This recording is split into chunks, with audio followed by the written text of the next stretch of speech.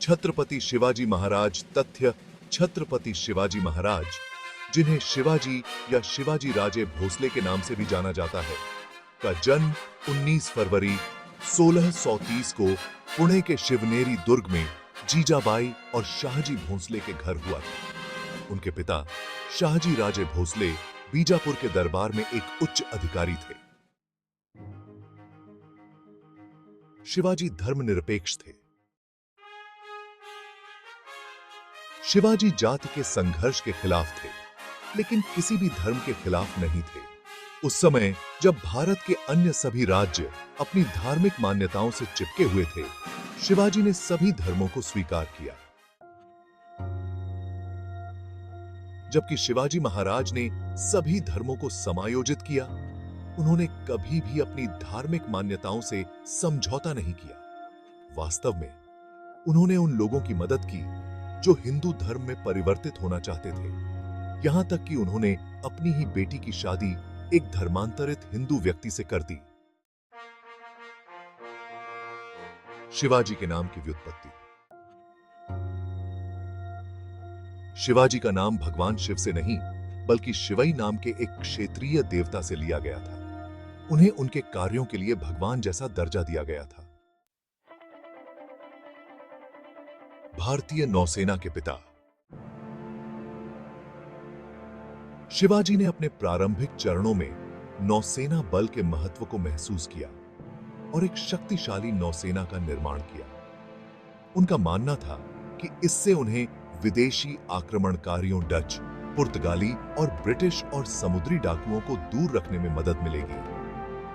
शिवाजी महाराज ने जयगढ़, विजयदुर्ग, सिंधुदुर्ग और कई अन्य स्थानों पर नौसैनिक किलों का निर्माण किया और यहां तक कि उनके पास 4 अलग-अलग प्रकार के युद्धपोत भी थे, जिनमें मंजूह संपाल, गुरब और कैलिबेट शामिल थे। उन्हें भारतीय नौसेना के पिता के रूप में जाना जाता है। शिवाजी एक युद्ध रणनीतिकार थे। शिवाजी एक युद्ध रणनीतिकार थे और सीमित संसाधनों के बावजूद उन्होंने बहुत कम उम्र में तोरना किले पर कब्जा करने के बाद युद्ध कौशल की शुरुआत की और बीजापुर के सुल्तान को पहला बड़ा झटका दिया। सन 1655 तक उन्होंने कोंडन, जवाली और राजगढ़ किलों पर एक-एक करके कब्जा कर लिया और पूरे कोंकण और पश्चिमी घाट पर कब्जा कर लिया। शिवाजी ने औरंगजेब को मदद की पेशकश की।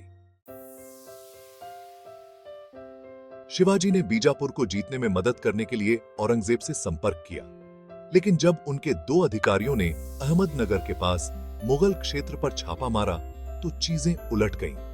नतीजतन बीजापुर पर विजय नहीं मिली। शिवाजी ने मराठों की सेना का गठन किया। शिवाजी ने मराठों की एक सेना का गठन किया, जहां कई सैनिकों को साल भर उनकी सेवाओं के लिए भुगतान किया जाता था। इससे पहले मराठों के पास अपनी कोई सेना नहीं थी। मराठा सेना को कई इकाइयों में विभाजित किया गया था और प्रत्येक इकाई में 25 सैनिक थे। हिंदू और मुसलमान दोनों को बिना किसी भेदभाव के सेना में नियुक्त किया गया था। 2000 सैनिकों की एक सेना को शिवाजी ने 10,000 सैनिकों में बदल दिया था। शिवाजी महिलाओं के सम्मान के लिए खड़े थे।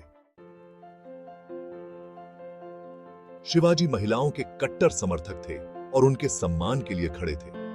उन्होंने महिलाओं के खिलाफ हिंसा या उत्पीड़न का कड़ा विरोध किया और सैनिकों को सख्त निर्देश दिए कि छापे के दौरान किसी भी महिला को नुकसान नहीं पहुंचाया जाना चाहिए। शिवाजी के शासन में कब्जा किए गए क्षेत्रों की महिलाओं को कोई नुकसान नहीं हुआ और किसी को भी कैदी के रूप में नहीं लिया गया। महिलाओं के साथ बलात्कार या छेड़छाड़ करने वाले लोगों को शिवाजी महाराज द्वारा कड़ी सजा दी गई थी। शिवाजी पन्हाला किले से सफलतापूर्वक भाग निकले। शिवाजी पन्हाला किले की घेराबंदी से बचने में सफल रहे। जब शिवाजी महाराज सिद्दी जौहर की सेना द्वारा पन्हाला किले में फंस गए तो उन्होंने भागने की योजना बनाई। उन्होंने 2 पालकी की व्यवस्था की, जिसमें एक नाई बैठा था जो शिवाजी जैसा दिखता था, और उसे किले से बाहर ले जाने के लिए कहा। इस प्रकार सैनिक नकली पालकी के पीछे चले गए और शिवाजी ने सफलतापूर्वक 600 सैनिकों को चकमा दिया और पन्हाला किले से भाग गए। शिवाजी गुरिल्ला युद्ध के प्रस्तावक थे। शिवाजी गुरिल्ला युद्ध के प्रस्तावक थे। वे अपने क्षेत्र के भूगोल, गुरिल्ला रणनीति, दुश्मनों के साथ छोटे समूहों पर हमला करने आदि में पारंगत थे और उसे पहाड़ियों का चूहा कहा जाता था। हालांकि शिवाजी ने कभी भी धार्मिक स्थानों या वहां रहने वाले लोगों के घरों पर छापा नहीं मारा। इस कारण से उनके सैनिकों को व्यक्तिगत घोड़े और हथियार प्रदान नहीं किए गए थे। शिवाजी ने पहले भारत के लिए और फिर अपने राज्य के लिए लड़ाई लड़ी। शिवाजी बाद में अपने राज्य के लिए और पहले भारत के लिए लड़ते थे। उनका लक्ष्य एक स्वतंत्र राज्य की स्थापना करना और अपने सैनिकों को प्रेरित करना था कि वे भारत के लिए लड़े, न कि किसी राजा के लिए। शिवाजी अत्यंत देखभाल करने वाले और दयालु थे।